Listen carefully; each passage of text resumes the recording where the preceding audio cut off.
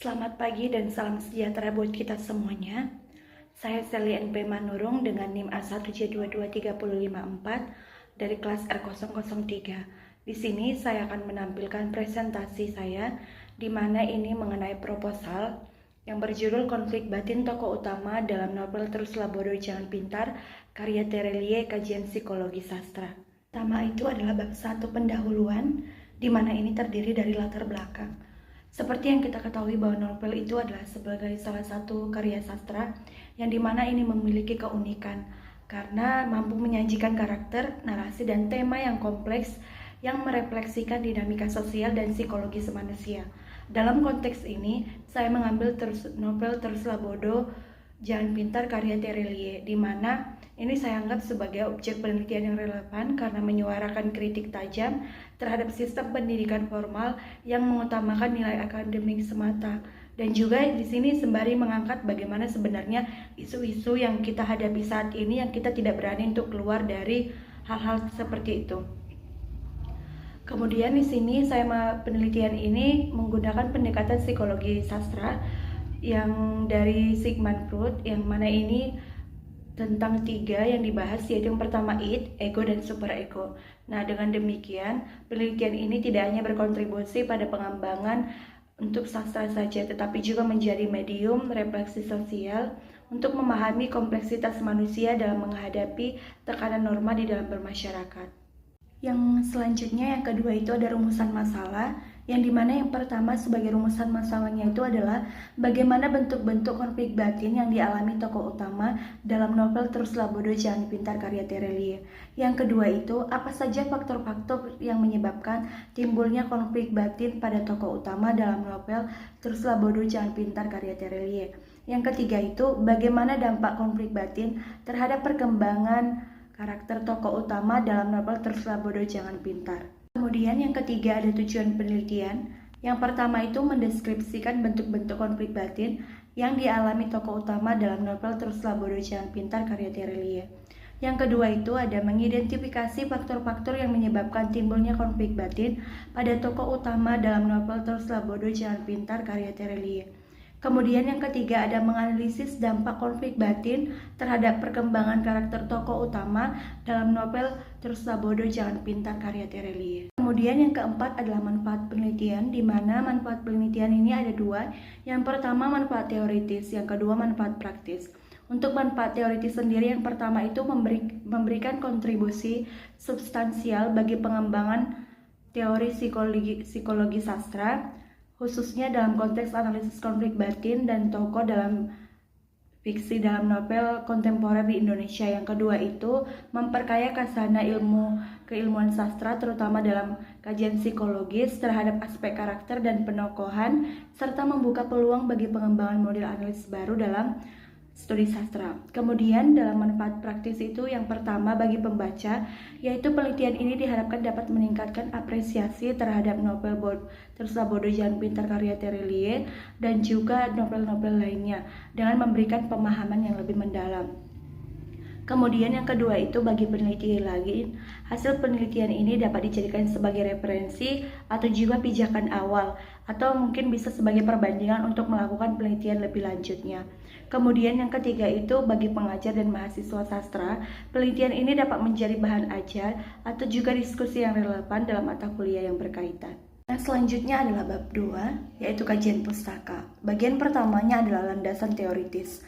Menurut Abrams 1981, novel adalah karya fiksi yang panjang dan kompleks, berbentuk prosa, serta menyajikan cerita tentang tokoh-tokoh dan peristiwa dengan struktur tertentu. Menurut Ratna 2011, psikologi sastra adalah studi tentang bagaimana aspek-aspek psikologis, baik dalam diri pengarang, tokoh dalam cerita maupun pembaca, berkontribusi pada penciptaan dan penerimaan karya sastra itu sendiri. Sigmund Freud adalah seorang tokoh besar psikologi yang memperkenalkan psikoanalisis sebagai pendekatan untuk memahami pikiran manusia, terutama konflik antara dorongan bawah sadar, realitas, dan juga moralitas. Dalam bukunya The Ego and the Id 1925, Freud menjelaskan bahwa kepribadian manusia itu terbentuk dari 3 komponen utama, yaitu id, ego, dan superego. Selanjutnya adalah penelitian relevan, di mana Diana 2016 itu telah menganalisis dengan judul Analisis Konflik Batin Tokoh Utama dalam novel Wanita di Lautan Sunyi karya Nurul Asnayani, di mana di sini persamaannya sama-sama menggunakan kajian psikologi sastra dan menggunakan teori psikoanalisis Sigmund Freud, di mana perbedaannya itu terletak pada objek penelitiannya, yaitu pada Diana 2016 ini menggunakan novel Wanita di Lautan Sunyi Nurul Asnayani, sedangkan di sini menggunakan novel dari karya Terelia Teruslah Bodoh Jangan Pintar, dan juga di sini fokus konflik dan karakternya itu berbeda. Untuk Yusufamini ini 2016, tokoh yang berjudul tokoh utama dalam kumpulan cerpen Matinya Seorang Penari Telanjang karya Seno Gumira Ajidarma, di mana di sini persamaannya itu sama-sama menggunakan psikologi Sigmund Freud dan juga menggunakan metode penelitian kualitatif. Tapi perbedaannya itu terletak pada teorinya. Kalau pada Yusufamini ini menggunakan teori hierarki kebutuhan Maslow, dan juga konfliknya ini menurut Dirga Gunairsa. Sedangkan penelitian di sini menggunakan teori psikoanalisis Sigmund Freud. Nah, objek kajiannya itu sendiri juga berbeda, di mana Yusufamini ini menggunakan objek penelitiannya itu cerpen, sedangkan dalam penelitian ini adalah novel. Dan selanjutnya adalah Pradikta dan kawan-kawan 2012, yang dimana ini berjudul Konflik Batin Tokoh Utama dalam film Sang Pencerah karya Harum Bramantio, di mana ini persamaannya menggunakan kajian psikologi sastra dan menggunakan teori psikoanalisis Sigmund Freud, dan juga sama-sama menggunakan metode penelitian kualitatif. Tetapi perbedaannya itu terletak pada objek kajiannya, di mana pada penelitian Pradikta ini menggunakan objeknya adalah film, sedangkan penelitian ini adalah novel. Yang selanjutnya adalah kerangka konseptual, di mana ini dimulai dari yang pertama, novel Teruslah Bodoh Jangan Pintar karya Terelia. Nah, inilah objek yang akan dianalisis dan akan dikaji. Kemudian yang di bawahnya ada pendekatan psikologi sastra. Pendekatan psikologi sastra inilah yang akan digunakan untuk menganalisis novel Teruslah Bodoh Jangan Pintar karya Terelia. Kemudian konflik batin, yaitu psikoanalisis Sigmund Freud. Dalam psikoanalisis Sigmund Freud itu ada 3, yaitu id, ego, dan superego. Nah, ketiga-tiga inilah yang akan dilihat dalam konflik batin yang terjadi di dalam novel Teruslah Bodoh Jangan Pintar karya Terelia ini. Kemudian kita akan melihat faktor penyebab munculnya konflik batin. Bagaimana sebenarnya konflik batin itu terjadi sehingga kita bisa menyimpulkan siapa tokoh utama dan apa masalah yang dihadapinya. Kemudian terakhir itu adalah memberikan kesimpulan dari awal sampai akhir dari kerangka konseptual yang akan dilakukan. Selanjutnya adalah metodologi penelitian. Yang pertama itu adalah jenis penelitian. Penelitian ini termasuk dalam jenis penelitian kualitatif deskriptif, di mana pendekatan yang digunakan dalam penelitian ini adalah pendekatan psikologi sastra. Pendekatan ini menganalisis karya sastra dengan menerapkan konsep-konsep dan teori-teori psikologi untuk memahami aspek kejiwaan tokoh-tokoh dalam cerita ini.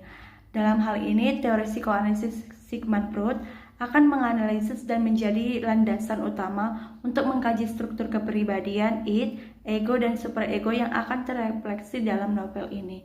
Kemudian yang selanjutnya adalah data dan sumber data. Data penelitian ini berupa kata-kata, frasa atau kalimat dan paragraf yang berisi narasi, dialog, serta deskripsi tindakan dari pikiran tokoh dalam novel yang menunjukkan adanya manifestasi id, ego, dan superego. Sumber data primer dalam penelitian ini adalah novel Teruslah Bodoh Jangan Pintar karya Terelia. Untuk sumber data sekundernya itu bisa dari buku-buku yang dimana ini berbicara atau membahas tentang teori psikologi sastra, buku-buku yang membahas psikoanalisis Sigmund Freud, jurnal ilmiah, artikel penelitian-penelitian yang relevan, yang mana ini juga bisa dibuat menjadi analisis dan interpretasi datanya. Selanjutnya itu adalah teknik pengumpulan data. Teknik pengumpulan data di sini adalah teknik pustaka atau library research, yang dimana ini terdiri yang pertama itu adalah membaca intensif novel. Di sini saya akan membaca intensif novel dalam artian saya harus membaca terlebih dahulu sampai tuntas novel ini secara berulang agar mengerti bagaimana sebenarnya cerita dan juga apa yang dimaksud dalam novel ini. Yang kedua itu ada identifikasi dan penandaan data. Di mana di sini saya setelah memahami dan juga membaca novel ini akan mengidentifikasi dan menandai bagian-bagian dalam novel, baik itu narasi, dialog, bahkan juga deskripsi, yang mana ini akan menunjukkan adanya manifestasi unsur-unsur seperti id, ego, dan superego. Yang ketiga itu ada kutipan dan klasifikasi data, di mana di sini data yang telah ditandai itu nanti akan saya kumpulkan dan dicatat secara sistematis, di mana akan mengutip kalimat-kalimat atau paragraf yang relevan, kemudian akan mengklasifikasikannya nanti berdasarkan kategori id, ego, dan superego. Yang keempat itu ada studi pustaka pendukung, di mana ini akan mencari dan juga mempelajari berbagai referensi yang teoritis, baik dari buku, jurnal, artikel ilmiah yang berkaitan dengan psikologi sastra itu sendiri. Yang selanjutnya adalah teknik analisis data. Teknik analisis data dalam penelitian ini menggunakan metode analisis deskriptif interpretatif dengan pendekatan psikologi sastra, khususnya teori psikoanalisis Sigmund Freud, di mana langkah-langkahnya itu yang pertama reduksi data. Setelah data itu terkumpul, akan dilakukan penyaringan dan pemilihan data yang paling relevan dengan rumusan masalah penelitian.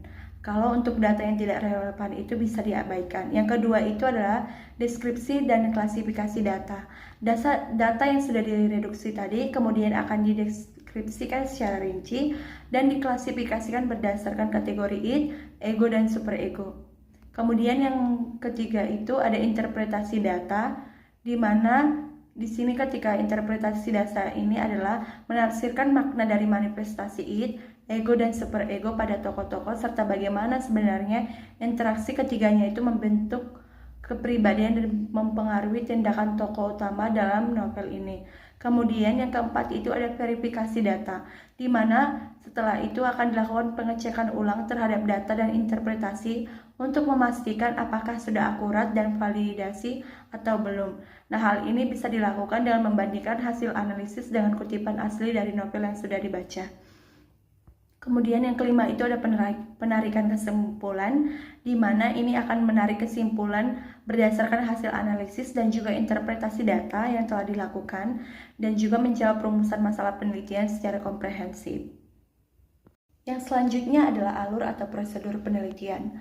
Dalam bagian ini ada 9 langkah-langkahnya. Yang pertama dimulai dulu, kemudian yang pertama itu ada penentuan objek penelitian, kemudian ada studi pendahuluan dan perumusan masalah, kemudian ada studi pustaka, pembacaan intensif, kemudian identifikasi dan pengumpulan data, kemudian klasifikasi data, kemudian analisis data, kemudian pembahasan hasil analisis, dan juga kesimpulan.